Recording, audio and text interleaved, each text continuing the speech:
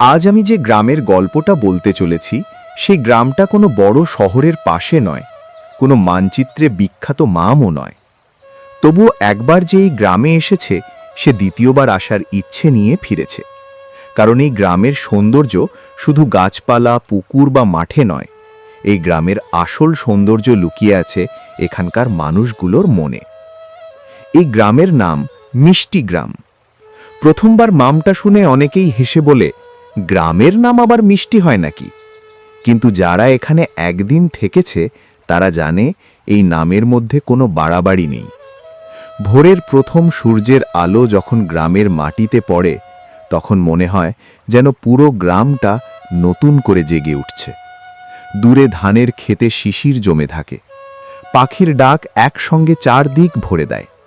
কাউর উঠোনে ঝাড় দেওয়ার শব্দ শোনা যায়, কেউ গরুকে খাবার দিচ্ছে, কেউ আবার কলস হাতে পুকুরের দিকে হাঁটছে।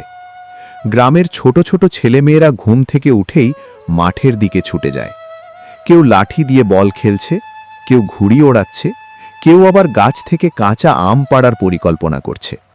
তাদের মুখের হাসি দেখে মনে হয় পৃথিবীতে দুঃখ বলে কিছু নেই। গ্রামের সবচেয়ে সুন্দর জায়গাটা ছিল মাঝখানের বড় পুকুরটা। সকালে সেখানে পানি তুলতে আসতো গ্রামের মহিলারা, কিন্তু শুধু পানি তুলেই তারা চলে যেত না।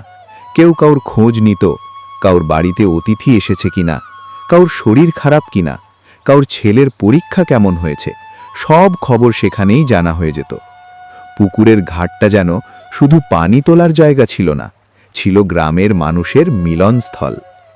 আর গ্রামের ঠিক মাঝখানে দাঁড়িয়েছিল একটা বিশাল বটগাছ। গাছটার ছায়ায় প্রতিদিন বিকেলে গ্রামের বয়স্ক মানুষগুলো বসত। কেউ পুরনো দিনের গল্প করত, কেউ ছোটদের নিয়ে হাসি ঠাট্টা করত, আবার কেউ শুধু চুপচাপ বসে বাতাস উপভোগ করত। এই গ্রামের একটা অদ্ভুত নিয়ম ছিল, কেউ কাউকে একা থাকতে দিত না। কাউর বাড়িতে নতুন অতিথি এলে পাশের বাড়ি থেকে খাবার পৌঁছে যেত। কাউর অসুখ হলে ডাক্তার আসার আগেই 10 জন মানুষ দরজায় দাঁড়িয়ে যেত। কাউর বাড়িতে আনন্দের খবর এলে পুরো গ্রাম আনন্দ করত। আবার কাউর বাড়িতে দুঃখ এলে পুরো গ্রাম তার পাশে দাঁড়াত। তাই এই গ্রামে আমার আর তোমার কথাটা খুব কম শোনা যেত। এখানে সবাই বলতো আমাদের গ্রাম। সপ্তাহে একদিন গ্রামের হাট বসত। সেই দিনটা যেন ছোট একটা উৎসব হয়ে যেত। ভোর থেকেই মানুষ নতুন কাপড় পরে হাটে যেত। কেউ শাকসবজি বিক্রি করত, কেউ মাটির হাড়ি, কেউ বাঁশের তৈরি জিনিস, আবার ছোট ছোট দোকানে জিলাপি, নাড়ু, মুড়কি আর গরম গরম সিঙাড়া বিক্রি হতো। হাটের পাশে দাঁড়িয়ে থাকা ছোট ছেলেগুলোর চোখ সবসময় মিষ্টির দোকানের দিকেই থাকত। দোকানদারও সেটা জানতেন, তাই মাঝে মাঝে হাসতে হাসতে একটা করে মিষ্টি তাদের হাতে তুলে দিতেন। এই গ্রামের মানুষ বিশ্বাস করত, হাসি ভাগ করলে কমে না, বরং আরও বেড়ে যায়। একবার গ্রামের এক বৃদ্ধা অসুস্থ হয়ে পড়লেন। তার নিজের কোনো সন্তান ছিল না। খবরটা ছড়িয়ে পড়তেই গ্রামের মানুষ এক এক করে তার বাড়িতে যেতে শুরু করল। কেউ ওষুধ নিয়ে গেল, কেউ রান্না করে দিল, কেউ আবার রাত জেগে তার পাশে বসে রইল। 3 দিন পর বৃদ্ধা সুস্থ হয়ে যখন উঠোনে বসেছিলেন তখন তার চোখে জল ছিল। তিনি শুধু বলেছিলেন, রক্তের সম্পর্ক না থাকলেও তোমরাই আমার আপন মানুষ। সেদিন গ্রামের অনেকের চোখ ভিজে উঠেছিল। শীতকালেই গ্রামের সকাল আরও সুন্দর হয়ে উঠত। ধান কাটা শেষ হলে মাঠে উৎসবের মতো পরিবেশ তৈরি হতো। ছোটরা খড়ের গাদায় লাফাতো, বড়রা একসঙ্গে বসে গল্প করত, মেয়েরা পিঠা বানাতো। সন্ধ্যা নামলে উঠোনে সবাই মিলে খাওয়া দাওয়া চলত। কেউ কাউকে আলাদা ভাবত না, একজনের বাড়ির রান্না আরেকজনের বাড়িতে পৌঁছে যেত। এই গ্রামের আরেকটা সুন্দর অভ্যেস ছিল, প্রতি বছর বর্ষার আগে সবাই মিলে রাস্তা পরিষ্কার করত।